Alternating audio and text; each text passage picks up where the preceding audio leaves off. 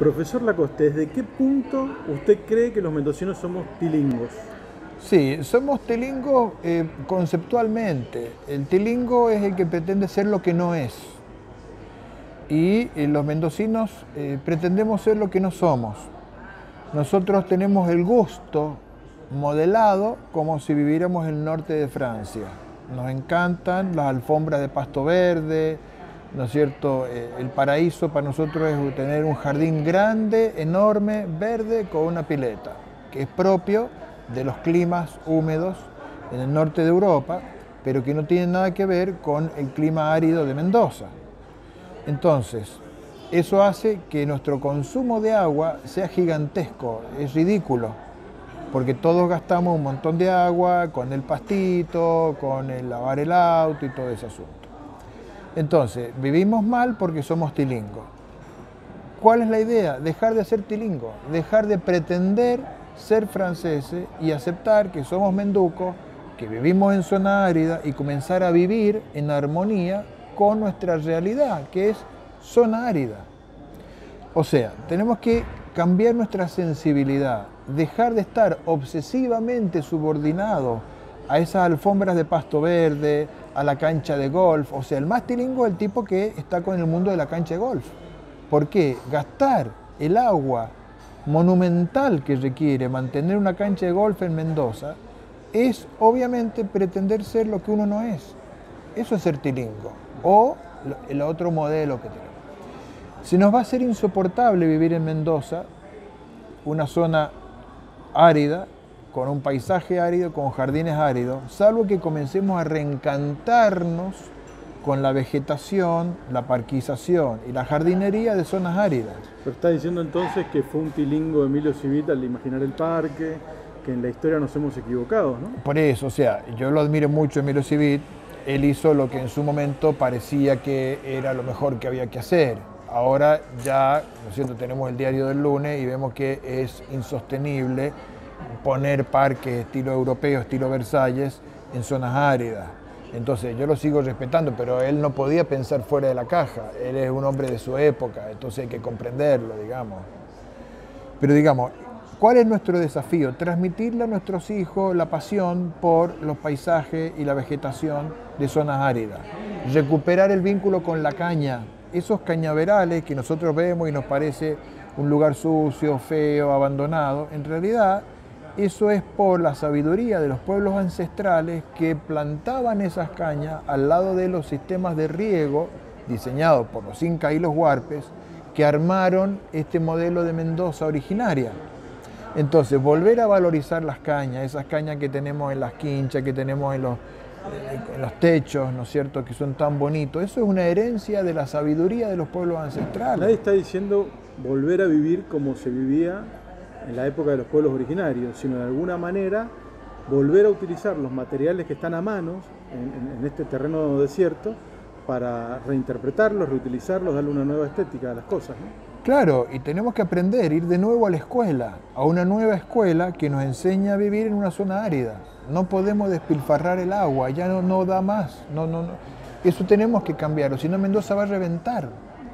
Entonces, ¿cómo hacemos una Mendoza sustentable? Bajar el consumo de agua. Y para eso tenemos que vincularlos de otra manera con los jardines, con los parques, con las plantas y aprender la sabiduría de los pueblos originarios, que en muchos aspectos eran muy sabios.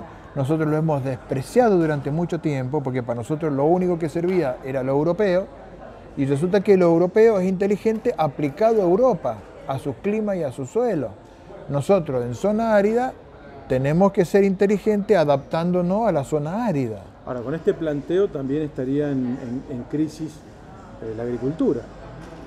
En muchos casos se riega a manto todavía, ¿no? Claro, entonces ahí hay que hacer un salto urgente y hacer un aprovechamiento del agua de una manera muy inteligente, gota a gota, porque si no reventamos. ¿Y eso qué implica? Bueno, vamos a tener que sacrificar confort, en vez de cambiar el auto o en vez de ir a pasear a Europa o a Estados Unidos, hay que poner el riego por goteo. O sea, hay que hacer un cambio de mentalidad y adaptarnos inteligentemente a las zonas áridas y a la emergencia ambiental que está avanzando. ¿De qué forma podemos volver a los tiempos en que Mendoza vivió en armonía con la naturaleza y aprovechó esto que hablaba recién, las cañas, por ejemplo, que representan además un recurso económico, un recurso habitacional, un recurso estético, arquitectónico, de ingeniería. Bueno, el primer punto es pensar por nosotros mismos, renunciar a hacernos como que somos los franceses metidos acá. No, eso es ridículo, eso es tilingo. Somos menducos viviendo en una zona árida y que está luchando para sobrevivir en este contexto de crisis ambiental, y para eso hay que actuar con inteligencia.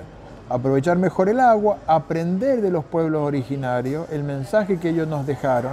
Ahora nosotros necesitamos de ellos porque ellos eran inteligentes, ellos introducen la cultura del agua, la cultura del riego, la cultura agrícola, ver cuáles son los cultivos inteligentes que se adaptan mejor acá, ver si podemos poner nuevamente en valor la quinoa, ver si hay que pensar en los jardines más bien con lavanda, jardines con jazmín, con otro tipo de plantas de zona árida. Hay que buscar la forma, pero yo creo que este es el nuevo desafío que tiene Mendoza.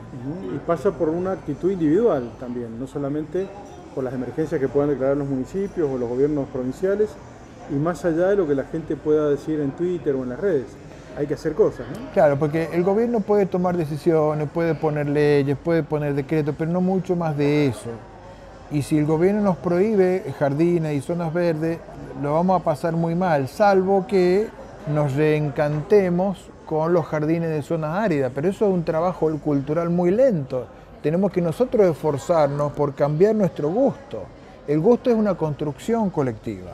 Y nosotros durante mucho tiempo construimos un gusto subordinado al paradigma francés. Ahora tenemos que reconstruir el gusto, pero adecuado a la zona árida. Y este es el desafío activo que tenemos que hacer cada uno en las escuelas de arquitectura, en la somelería, los chefs, las empresas que marcan un estilo cuando se presentan con esa alfombra verde alrededor para proyectar una imagen corporativa exitosa. Todo eso hay que cambiarlo.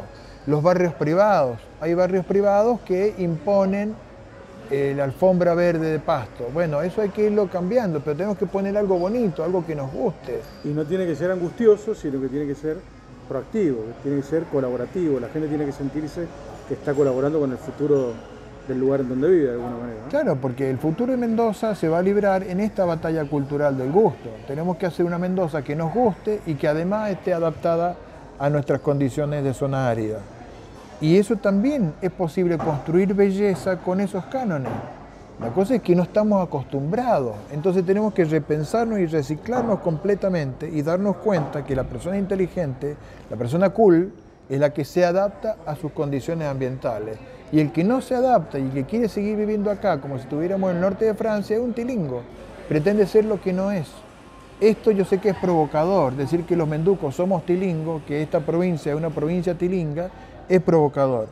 Pero bueno, yo le pido, no quiero ofender a nadie, pero es el recurso que tenemos para llamar la atención, para tratar de crear una crisis, repensar, abrir las cabezas y que todos busquemos un nuevo modelo estético. Muchas gracias.